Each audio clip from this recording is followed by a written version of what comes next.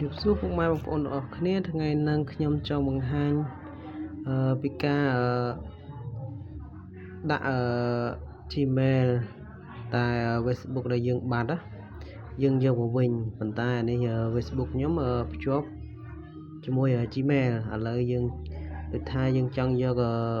Gmail ដែលយើងដាក់ហើយយើងយក Facebook យើងមកវិញបាទយើងចូល Facebook យើងមកបាទយើងចូល Facebook នោះ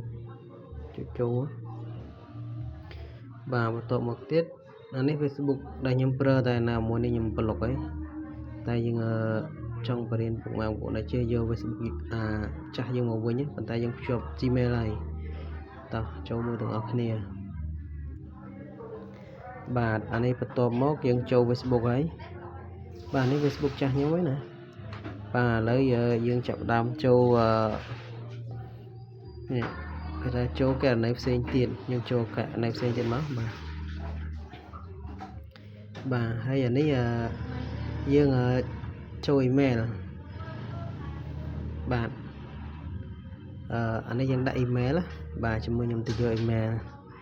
ខ្ញុំយកហើយបាទឥឡូវខ្ញុំយក email មកតែខ្ញុំសរសេរទុកហើយឥឡូវយើងប៉ះលើវាមកប៉ះលើវាហើយនេះខាងមួយនេះបាទអានឹងយើងចម្លងចុចបាច់អានឹង email បាទហើយនៅលេខកូដសម្ងាត់យើងមកដាក់មកឡើង Facebook យើងវិញហើយបាទឥឡូវខ្ញុំចុចលេខកូដសម្ងាត់របស់ខ្ញុំសិនហើយត្រង់ហ្នឹងខ្ញុំអត់ឲ្យខេងទេបាទអត់ឲ្យដឹងលេខកូដសម្ងាត់ទេតែដឹងគេយក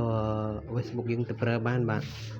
តែកន្លែងហ្នឹងខ្ញុំបិទហើយបាទចាំតិចខ្ញុំដាក់បញ្ចូលលេខកូដសិន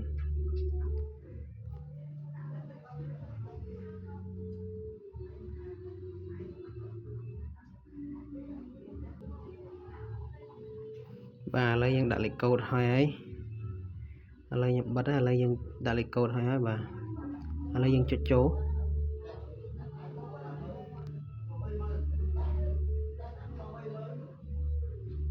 បាទចាំតិចអ៊ីនធឺណិតយើង slow បាទអានេះFacebook ចាស់របស់ខ្ញុំបាទហើយបន្តមកទៀតយើងចូលបន្តមកនេះបាទពណ៌ខៀវចូលចុចបន្ត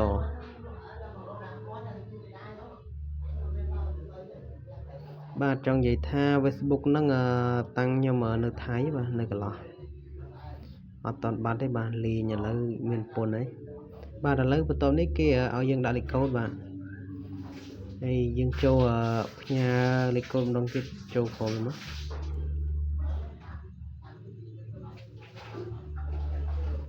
បាទឥឡូវវាចេញអញ្ចឹងហើយឥឡូវយើងទៅចូលមើលemail របស់យើងដែលយើងភ្ជាប់មិញណាយើងទៅមើលកន្លែង Gmail សិនបាទតោះទៅមើលទាំងអស់គ្នា